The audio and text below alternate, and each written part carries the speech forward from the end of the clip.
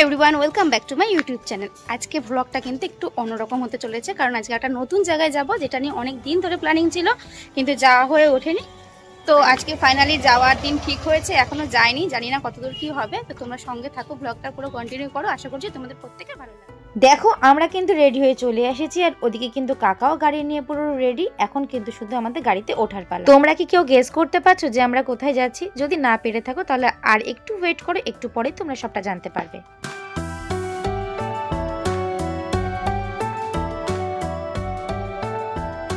বর্দা bridge cross করে কিন্তু আমরা চলে এসেছিলাম স্টেশনে। মা আর কাকিকে আলাদা করে পাঠিয়ে দিয়ে আমি কিন্তু সোজা চলে গিয়েছিলাম টিকিট কাউন্টারে, কারণ ট্রেন আসার মাত্র আর 5 মিনিট হাতে ছিল। তাড়াতাড়ি করে টিকিট কেটে কিন্তু স্টেশনে যাওয়ার সঙ্গে সঙ্গেই ট্রেন চলে এসেছিল। তারপরে কিন্তু আমরা 3 জন মিলে উঠে গিয়েছিলাম লেডিস কম্পার্টমেন্টে।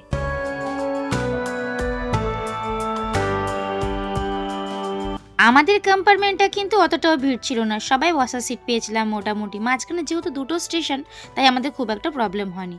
দেন কিন্তু আমাদের চলে আসলো ট্রেন আমাদের ডেস্টিনেশনে, আর এটা হচ্ছে কল্যাণী স্টেশন। সকালবেলা যেহেতু আমরা আপের দিকে গিয়েছিলাম, তাই কিন্তু অতটা ভিড় ছিল না।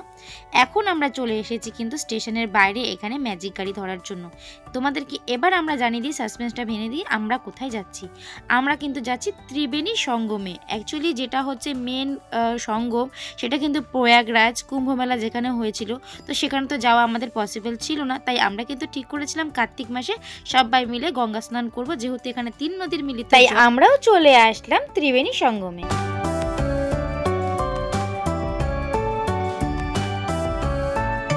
এখন তোমাদেরকে বলে দিই, এখানে আসতে আমাদের কল্যাণী থেকে মাথা পিছু ভাড়া পড়েছে কিন্তু 25 টাকা করে।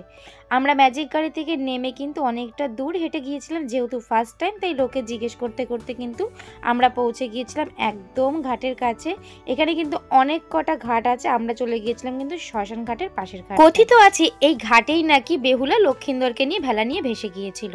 তো আমরাও কিন্তু সেই ঘাটে চলে আসলাম, আর এখানে কিন্তু 3টে নদীর মিলিত জল, গঙ্গা, যমুনা আর সরস্বতী। দেখো, বাড়ির এত কাছে এত সুন্দর তীর্থস্থান থাকার পরেও কিন্তু আমরা সবসময় আসতে পারি না, কারণ ঠাকুর না চাইলে কিন্তু কখনোই কোনো জিনিস সম্ভব হয়ে ওঠে না। তো আজকে ঠাকুর চেয়েছিল, তাই কিন্তু আমরা আসতে পেরেছি।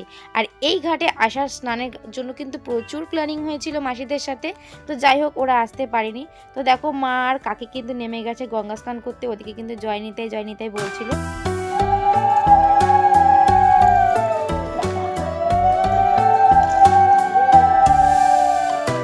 তারপর আমরা কিন্তু বাড়ি থেকে আসার সময় কিন্তু প্রদীপ নিয়ে এসেছিলাম, কারণ কার্তিক মাসে গঙ্গার পাড়ে বা পুকুর পাড়ে কিন্তু ঘিয়ের প্রদীপ দেওয়াটা খুব ভালো জিনিস। তো তার জন্য কিন্তু আমরা সব জিনিস গুছিয়ে নিয়ে এসেছিলাম, আর এখানে আসার পরে 10 টাকা করে ডালা কিনে নিয়েছিলাম, যেটা মা আর কাকি কিন্তু ঠাকুরের উদ্দেশ্যে দিয়েছিল।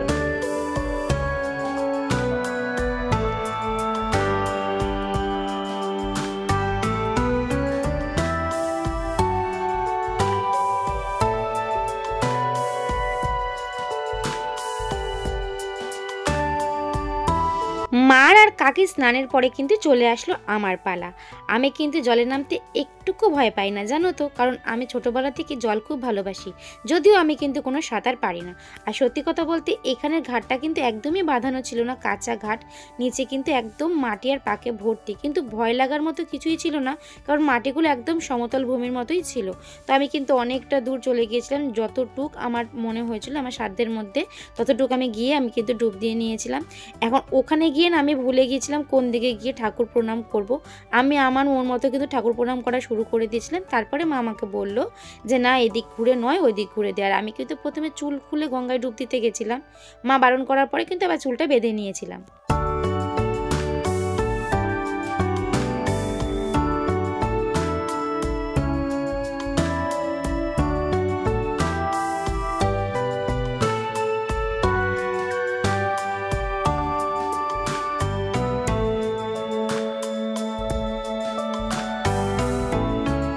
স্নান কমপ্লিট করার পরে কিন্তু আমি চলে এসেছিলাম এখানে ঠাকুরকে ফুল দেওয়ার জন্য। আমি বাড়ি থেকে যাওয়ার সময় কিন্তু অনেকগুলো শিউলি ফুল নিয়ে গেছিলাম বাড়ির থেকে, তো সেটাই আমি ঠাকুরকে দিয়েছিলাম। তারপর কিন্তু আমি চলে গিয়েছিলাম আবার গঙ্গার ঘাটের কাছে, কারণ ঘিয়ের প্রদীপ জ্বালাবো আমি বাড়ি থেকে ঠিক করে গেছিলাম।